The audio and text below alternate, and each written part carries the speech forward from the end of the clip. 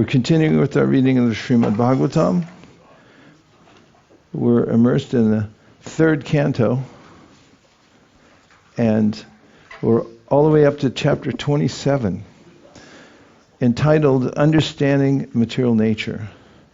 Just a warning that listening to the Bhagavatam all day, more than 3 days in a row, can lead to addiction.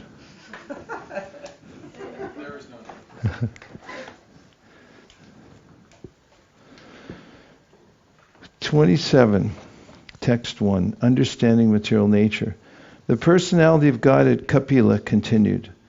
When the living entity is thus unaffected by the modes of material nature, because he is unchanging and does not claim proprietorship, he remains apart from the reactions of the modes, although abiding in a material body, just as the sun remains aloof from its reflection in the water.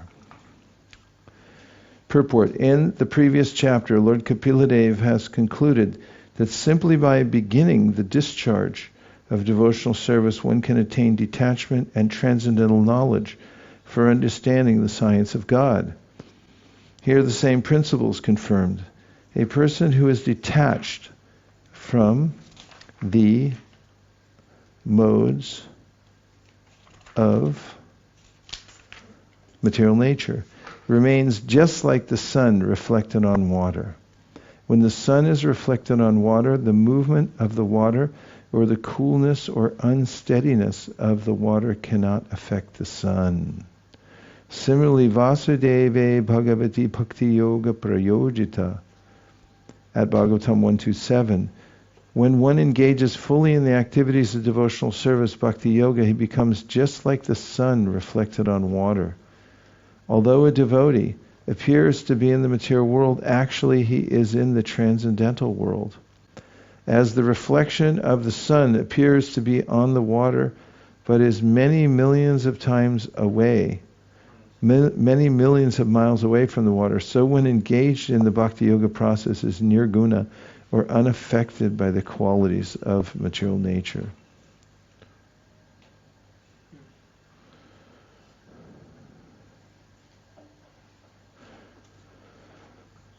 Avikara means without change.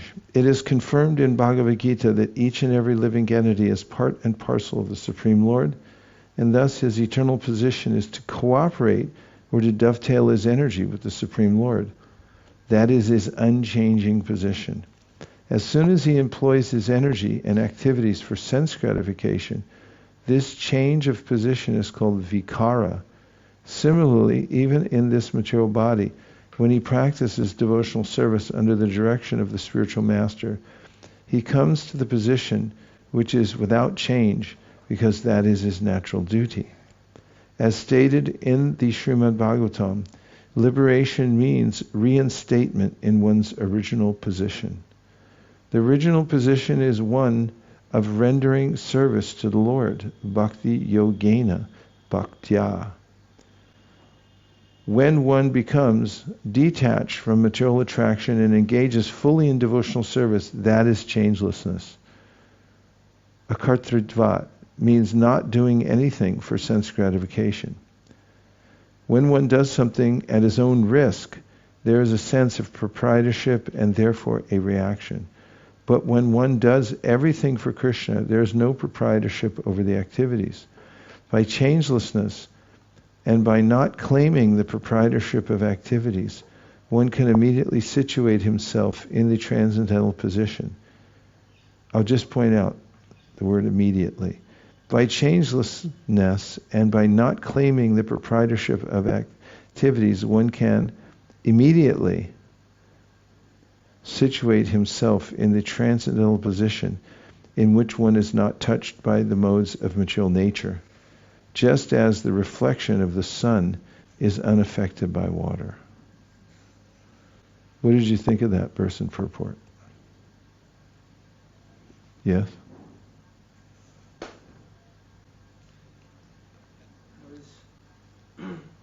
I was looking at the by changelessness, but also by And by not claiming the proprietorship of activities, I thought that part in that last sentence really stuck out to me. Because then it's saying by not thinking in that way, one can immediately situate himself in the transcendental position. So I don't know, that consciousness of the idea of being the proprietor is so pervasive within my own heart that is a really helpful reminder for me. In chapter 5, Krishna says, Brahmanya Gita, Brahmanya Daya Karmani Sangam Tyakva Kurotiya Lipitena Sapapena Padma Patramivambas. That the person who performs an activity but doesn't claim proprietorship over it and instead offers the complete activity and the result to Krishna, lives in the world like a lotus that's in the water but never touched by it. And I specifically mentioned immediate because we had this brief discussion yesterday about how long does it take to come back to pure consciousness. And when one renounces the proprietorship, Prabhupada says he immediately situates himself in transcendental position. And Bonner, you're next.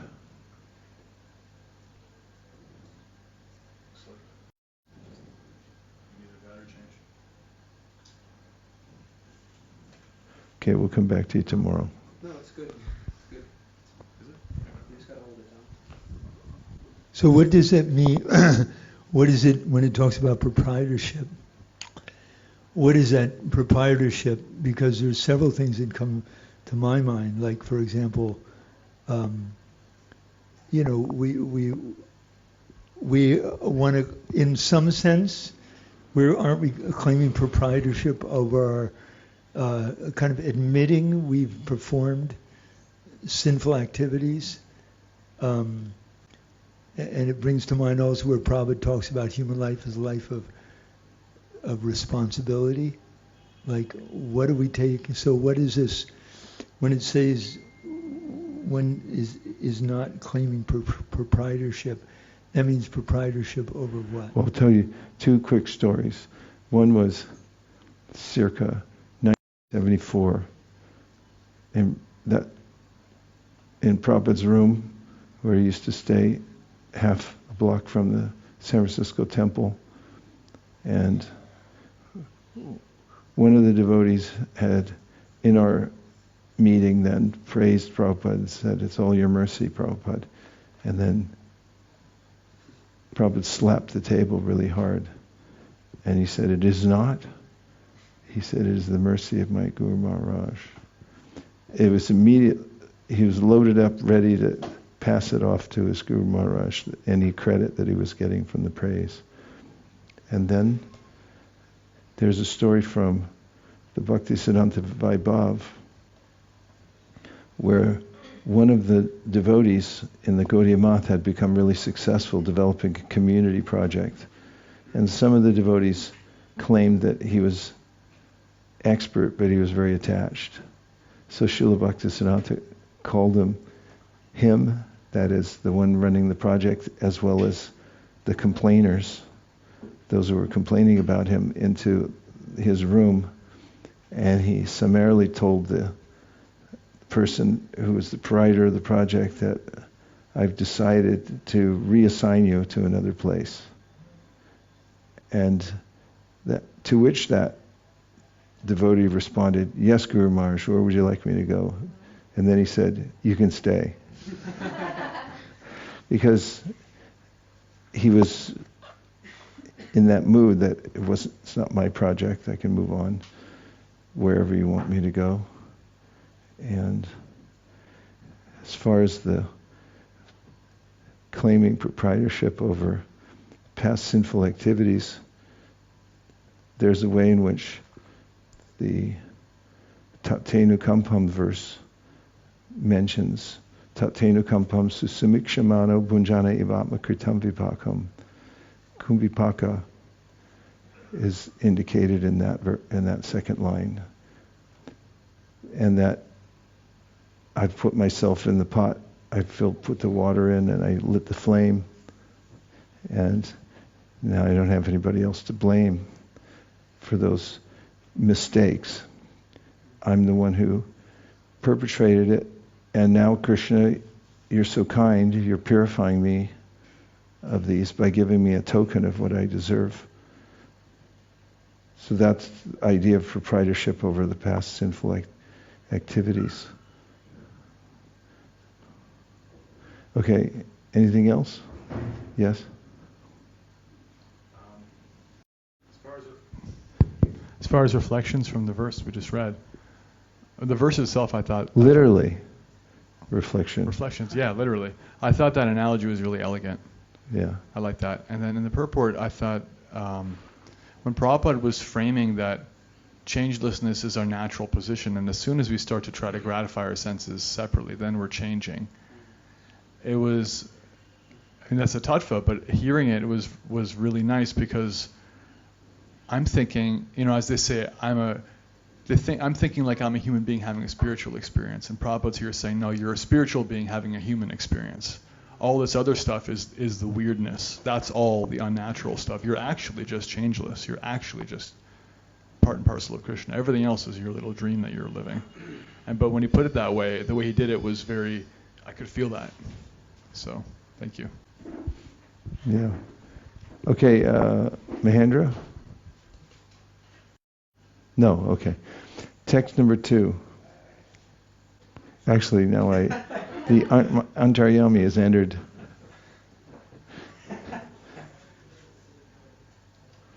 He wants to make the same point.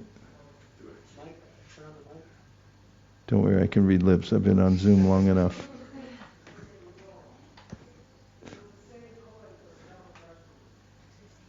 The same comment as Shami Pras.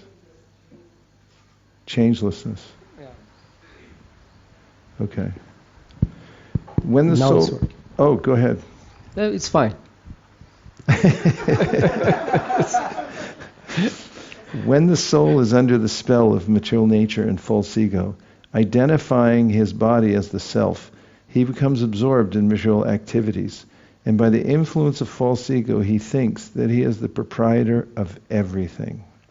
Purport: actually, the conditioned soul is forced to act under the pressure of the modes of material nature. The living entity has no independence. When he is under the direction of the Supreme Personality of Godhead, he is free. But when, under the impression that he is satisfying his senses, he engages in sense gratifying activities, he is actually under the spell of material nature. In Bhagavad Gita it is said, Prakrite kriyamanani. One acts according to the particular modes of nature he has acquired. Guna refers to the qualities of nature. He is under the qualities of nature, but he falsely thinks that he is the proprietor. This false sense of proprietorship can be avoided simply by engaging oneself in devotional service under the direction of the Supreme Lord or his bona fide representative. Arjuna in Bhagavad Gita was trying to accept for himself the responsibility for killing his grandfather and teacher in the fight. But he became freed from that proprietorship of action when he acted under the direction of Krishna. He fought, but he was actually freed from the reactions of fighting, although in the beginning, when he was non-violent, unwilling to fight, the entire responsibility was on him. That is the difference between liberation and conditioning. A conditioned soul may be very good and act in the mode of goodness, but still he is conditioned under the spell of material nature. A devotee, however, acts completely under the direction of the Supreme Lord. Thus his actions may not appear to be of a very high quality to the common man, but the devotee has no responsibility. The conditioned soul therefore transmigrates into different species of life, higher and lower, because of his association with the modes of material nature. Unless he is relieved of material activities, he has to accept this position because of his faulty work. Here the word karma doshai means by faulty actions. This refers to any activity, good or bad, performed in this material world. They are all contaminated, faulty actions because of material association. The foolish conditioned soul may think that he is offering charity, by opening hospitals for material benefit, or by opening an educational institution for material education. But he does not know that all such work is also faulty, because it will not give him relief from the process of transmigration from one body to another. It is clearly stated here, it's sadasan mishra yonishu. This means that one may take birth in a very high family, or he may take his birth in higher planets among the demigods for his so-called pious activities in the material world. But this work is also faulty because it does not give liberation. To take birth in a nice place or a high family does not mean that one avoids undergoing the material tribulations, the pangs of birth, death, old age, and disease. A conditioned soul under the spell of material nature cannot understand that any action he performs for sense gratification is faulty. A conditioned soul under the spell of material nature cannot understand that any action he performs for sense gratification is faulty, and that only his activities in devotional service to the Lord can give him release from the reactions of faulty activities. Because he does not see such faulty activities, he has to change to different bodies, some high and some low. That is called samsara padavim, which means this material world from which there is no release.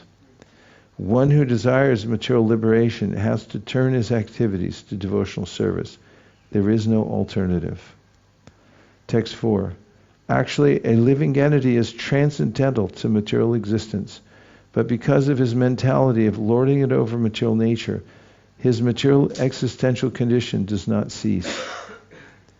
Just as in a dream, he is affected by all sorts of disadvantages. I'll read it one more time. Actually, a living entity is transcendental to material existence, but because of his mentality of lording it over material nature, his material existential condition does not cease. And just as in a dream, he is affected by all sorts of disadvantages. The example of a dream is very appropriate. Due to different mental conditions, in dreams we are put into advantageous and disadvantageous positions. Similarly, the spirit soul has nothing to do with this material nature, but because of his mentality of lording it over, he is put into the position of conditional existence. Conditional existence is described here as dhyato vishayan asya. Vishaya means an object of enjoyment. As long as one continues to think that he can enjoy material advantages, he is in conditioned life. But as soon as he comes to his senses, he develops the knowledge that he is not the enjoyer, for the only enjoyer is the Supreme Personality of Godhead. As confirmed in Bhagavad Gita 5.29, he is the beneficiary for all the results of sacrifices and penances. Bhoktaram yagatapasam. And he is the proprietor of all the three worlds, Sarvaloka Maheshwaram. He is the actual friend of all living entities. But instead of leaving proprietorship, enjoyment, and the actual position as the friend of all living entities to the Supreme Personality of Godhead, we claim that we are the proprietors, the enjoyers, and the friends.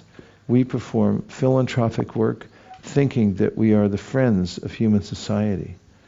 Someone may proclaim himself to be a very good national worker, the best friend of the people and the country, but actually he cannot be the greatest friend of everyone. The only friend is Krishna. One should try to raise the consciousness of the conditioned soul to the platform of understanding that Krishna is his actual friend.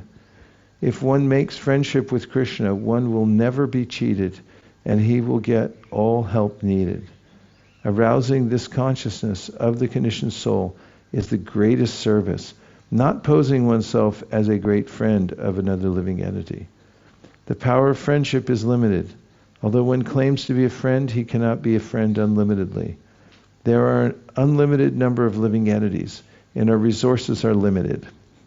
Therefore, we cannot be of any real benefit to the people in general. The best service to the people in general is to awaken them to Krishna consciousness, so that they may know that the supreme enjoyer, the supreme proprietor, and the supreme friend is Krishna, then this illusory dream of lording it over material nature will vanish. Nice, right? Too nice.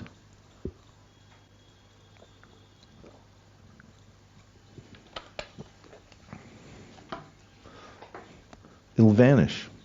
The illusory dream of lording it over material nature will vanish.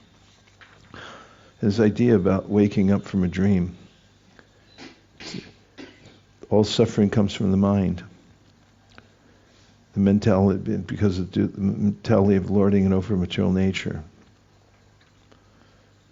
Thinks I'm advantaged, disadvantaged, but actually it's like in a dream, has nothing to do at all with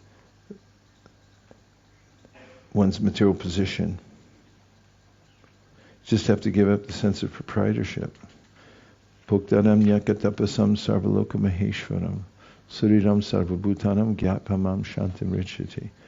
It actually saves a lot of time and trouble, doesn't it? Because if you know how to be effective and you don't waste time, I've seen those who are attracted to Krishna consciousness, but they can't give up the idea of philanthropy and that they're going to be the friend some other way, some indirect way, and they conflate the two. They haven't come to a level of understanding Bhoktaram Jakatapasam, and it's not effectual. I was going to say not entirely effectual. It's not effectual at all. Doing other things besides devotional service, you miss the root. And the only way to help people really is to give them to help them come to the position of Krishna consciousness. It's a hard concept to sell to those who are steeped in the mode of ignorance, as they immediately think of how to help people is to feed them or make a hospital or something like that to make sure that their body's taken care of. Text 5. It is the duty of every conditioned soul to engage his polluted consciousness, which is now attached to material enjoyment, in very serious devotional service with detachment. Thus his mind and consciousness will be under full control. Purport. The process of liberation is very nicely explained in this verse. The cause of one's becoming conditioned by material nature is his thinking himself the enjoyer, the proprietor, or the friend of all living entities. This false thinking is a result of contemplation on sense enjoyment. When one thinks that he is the best friend to his countrymen, to society, or to humanity, and he engages in various naturalistic, philanthropic, and altruistic activities, all that is just so much concentration on sense gratification. The so-called national leader or humanist does not serve everyone. He serves his senses only. That is a fact. But the conditioned soul cannot understand this because he is bewildered by the spell of material nature. It is therefore recommended in this verse that one engage very seriously in the devotional service of the Lord. This means that one should not think that he is the proprietor, benefactor, friend, or enjoyer. He should always be cognizant that the real enjoyer is Krishna, the Supreme Personality of Godhead. That is the basic principle of Bhakti Yoga. That is the basic principle of Bhakti Yoga. One must be firmly convinced of these three principles. One should always think that Krishna is the proprietor, Krishna is the enjoyer, and Krishna is the friend. Not only should he understand these principles himself, but he should try to convince others and propagate Krishna consciousness. As soon as one engages in such serious devotional service of the Lord, naturally the propensity to falsely claim lordship over material nature disappears. That detachment is called vairagya. Instead of being absorbed in so-called material lordship, one engages in Krishna consciousness. That is control of consciousness. That is control of consciousness. The yoga process necessitates controlling the senses. Yoga indriya samyama. Since the senses are always active, their activities should be engaged in devotional service. One cannot stop their activities. If one wants to artificially stop the activities of the senses, his attempt will be a failure. Even the great yogi Vishvamrita, who was trying to control his senses by the yoga process, fell victim to the beauty of Menaka. There are many such instances. Unless one's mind and consciousness are fully engaged in devotional service, there's always the opportunity for the mind to become occupied with desires for sense gratification. One particular point mentioned in this verse is very significant. It is said here, prasaktam asatam pati. The mind is always attracted by asat, the temporary material existence. Because we have been associated with material nature since time immemorial, we have become accustomed to our attachment to this temporary material nature. The mind has to be fixed at the eternal lotus feet of the Supreme Lord. Savai Manat Krishna Padaravindayo. One has to fix the mind at the lotus feet of Krishna. Then everything will be nice. Very nice. I'm sorry. One has to fix the mind at the lotus feet of Krishna, then everything will be very nice. Thus, the seriousness of bhakti yoga is stressed in this verse. I read the verse again because it was too nice. It is the duty, you can make this a placard, put it above the door in the ashram. It is the duty of every conditioned soul to engage its polluted consciousness, which is now attached to material enjoyment, in very serious devotional service with detachment. Thus his mind and consciousness will be under full control. It's God speaking. It's just mind-boggling, huh? Anartha Buster prayer. Can you compile these? Yeah, start making a list. All the other ones you mentioned too, okay? If you can find them. The Anartha Buster book. Coming soon. Who are you going to call? One has to become faithful by practicing the controlling process of the yoga system and must elevate himself to the platform of unalloyed devotional service by chanting and hearing about me.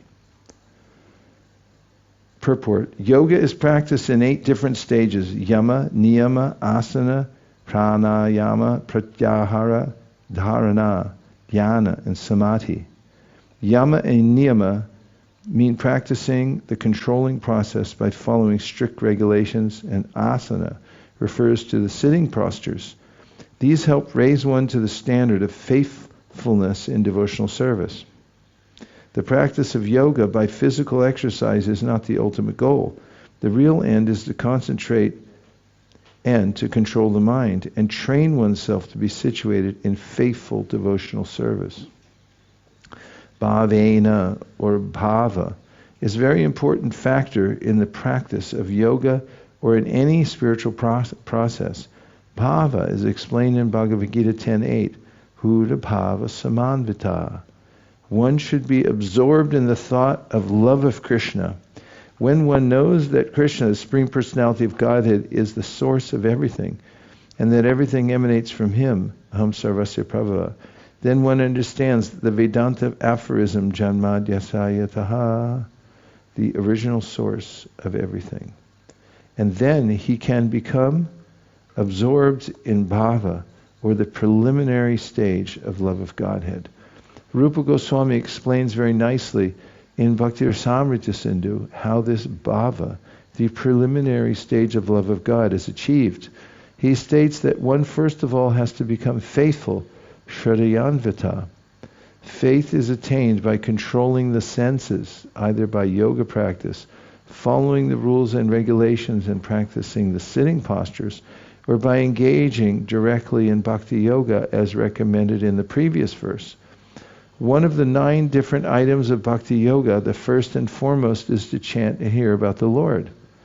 That is also mentioned here. Matkata shravanena cha. One may come to the standard of faithfulness by following the rules and regulations of the yoga system.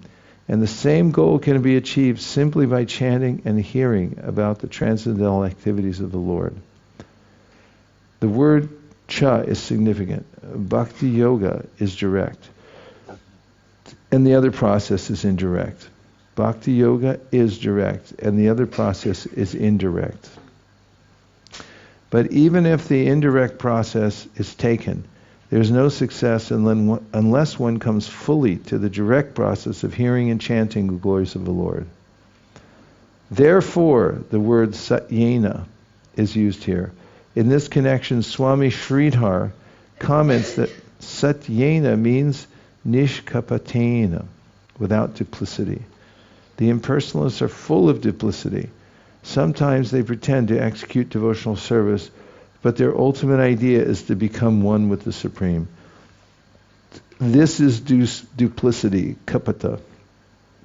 The Bhagavatam does not allow this duplicity. In the beginning of Srimad Bhagavatam, it is clearly stated, Paramo Nirmatsaranam.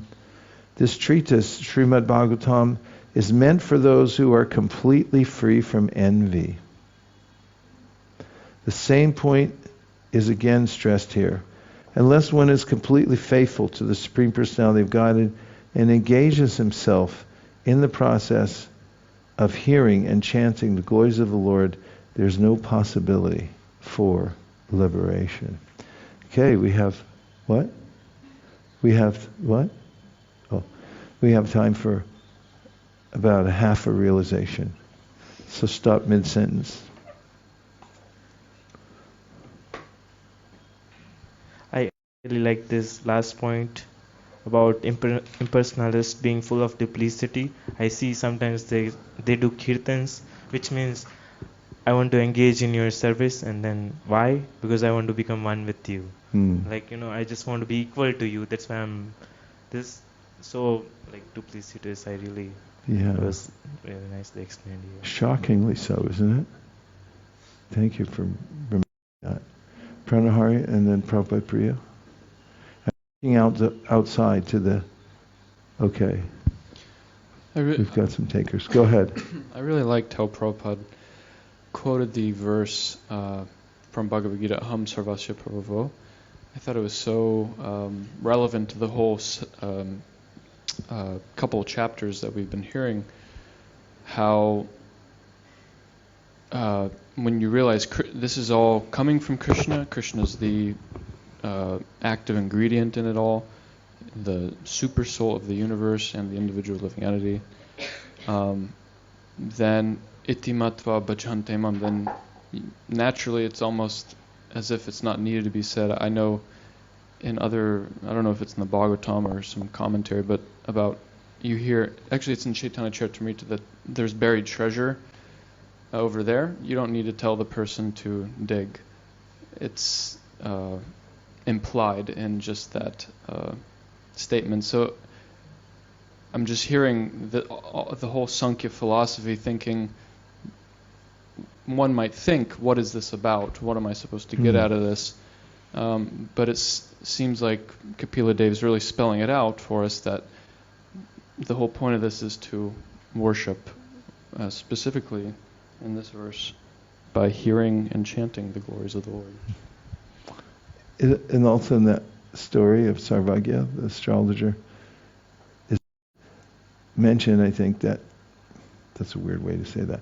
I think it's also mentioned that as soon as one hears, you're not poor, you're rich, your countenance, your attitude, everything changes immediately. It's not something you have to think about. You say like, oh yeah. And I heard it's a analogy has been used. I looked online. It's been used for a long time, but it's just called the 10th man, with this boat. You've heard it? I guess it's given in school or something like that. I think we talked about it before. I don't know what they use it in school for, but sometimes it's used for philosophical points. That there's these 10 men riding on a boat, and when they get off at certain ports, they're supposed one of the guys is supposed to be responsible for counting everyone. So they get off and he counts them all, and there's 9. And he said, "Oh, this is terrible. We lost somebody." And then there was some guy watching nearby, a sadhu. And the sadhu comes over and goes, "Excuse me, you forgot to count yourself." And he goes, myself. And so there's this direct, spontaneous, and this counting of Sankhya, where most people they count out the most important part.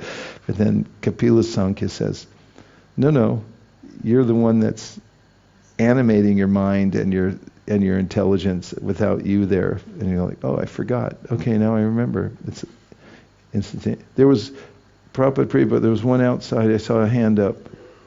Okay, go ahead. I was just reflecting, it was very relating to me, in the purport of text 5, where Prabhupada mentions that since the senses are always active, their activities should be engaged in devotional service. One cannot stop their activities. And later he says, unless one's mind and consciousness are fully engaged in devotional service, there's always the opportunity for the mind to become occupied with desires for sense gratification. So I was relating to it, like how now in this month of Kartik here, we are so much immersed in the reading of Srimad Bhagavatam that there's practically no time to think of anything else.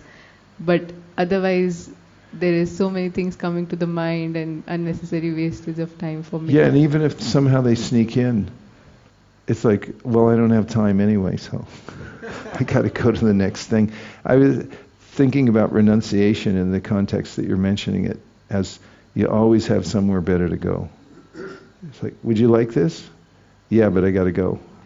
Because you're always moving on to the next thing. That's the place filler. And just before I pass it to Prabhupada Priya, just I was thinking more and more about Dhira Prabhu's excursion to the Himalayas. Dhira Prabhu showed up here last week, and he was so eager for service. He was falling around. "I need some service. Give me some service." I said, "Well, just pray." And he goes, No, I want to use my hands, whatever. And so I said, "Go talk to him." And he got engaged in service. And he was so intent in being here and listening, really clean-looking brahmachari. And so during one of the sharing sessions, he talked about how, well, actually, I just came from the Himalaya. He said, I went there to chant. I tried to find the most pristine place I could on the planet, and I went all the way up to the Himalaya, where there was no air pollution, no noise, just nature. He said, after 2 days, I got completely bored. I wanted to come back and engage in service. And I was thinking how you can go to the pristine place, but the mind is still actively looking for sense gratification unless you have association devotees. And he realized it. That's the main point. When he came here, he was so eager to get out of the maelstrom of his own mind, having been to the most pristine place on the planet, and jump into the service opportunities and the hearing and chanting for the close. Yeah, I really like the point that you made about us also, in addition to not being the enjoyers or the proprietors or the lords and masters, also not being the friend. It was kind of a little bit of an eye-opener for me, because generally we think that to help others is a good thing, but if we helping people materially is also it's another form of Maya, basically. It's an illusion, thinking that we're God, that I have something to give. It's an extension of the proprietor concept, that I own something and therefore I have something to give you. I have some resources that I can help you with.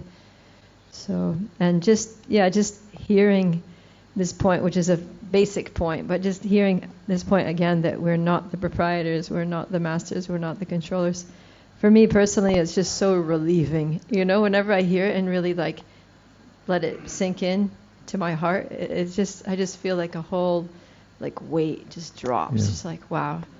Life is so easy when you don't own anything, you don't control anything, you don't have to try to enjoy anything, you don't have anything to give, you can't really help anyone anyway. It's just it just becomes so simple. Can't control the environment. Yeah, you just hear and chant and serve and Hare Krishna. And extending on that idea, something practical came to me from Vraj Bihari in one of his sessions. And he said, you never lose credit by giving credit where credit is due. The cheating mentality, I want to be the friend and I want to be the originator of everything and control intellectual property, and even if you stole it from someone else, you present it as like, yeah, I thought of that. And he said, you never lose credit, giving credit where credit is due. And when I think about it, it's not as easy as it sounds, because there's a way the false ego wants to control everything and say, no, this is mine, I have proprietorship over it. But going to your point about the great relief of signing everything over, just like, okay, here you go, I don't have anything anymore. Then even in ideas that come, it's like, no, I didn't think of that. Somebody else did. The false ego thinks you're going to lose something, but you never do. And one last point is, this concept plays out also in legal and financial matters. When people don't own anything on paper, they don't pay any taxes. Like, if you can organize in such a way, it's like, oh, it's a non-profit, I don't own it, I just work there. You're using stuff or whatever. Actually, I'll have to be precise as far as accounting goes. More like, there's a trust, you put everything in the trust, or people who own a company, it's the company's, it's not mine. And if you do the long form, then whatever you did spend, it was for the company, for the business, so that becomes tax deductible. So that concept is there even in financial tax law, that if you claim that you own something, then you got to pay for it. So most people who are smart, they just say, no, it's not mine. I just stay there and I work. That's it. That's all I do. It's the same concept. I don't own any of these thoughts. I don't own the body. I'm just working here. That's all. I don't have anything. Dear Srila Prabhupada, dear Sri Chaitanya Mahaprabhu, Shri Panchatattva, Sri Teen Thakur, Gauriyaki Karyachina Atmasat 18 Erchanan Vandandini Moronat. If you so desire, please empower us to embrace the three principles of Bhaktaram Jagatapasam Sarvaloka Maheshwaram Suridam Sarvabhutanam, so that we can become Gyatmamam Shantim Richati in your service. Thank you for considering our request. Better that we can teach others by our example and let them be peaceful. We can be anxiety-ridden for Krishna. Thank you for considering our request. Om Tat Sat. Everyone agrees with this prayer in whole or in part. Please say Hare Krishna. Hare Krishna. Gaur Premanande. Nitai Gaura Hari Bo. Hari Bo. Hari Bo. Nitai Gaura Hari Bo. Nitai Gaura Hari Bo. Hari Bol. Hari Bol. Nitai Gaura Hari Bol. Panchakalpaduruscha Kripasinabheva Patitanam Pavanebhyo Vaishnavebhyo Namo Namaha. We're starting up again at 4 p.m. today for the reading of Understanding Material Nature. See you then. Hare Krishna. Gaur Premanande.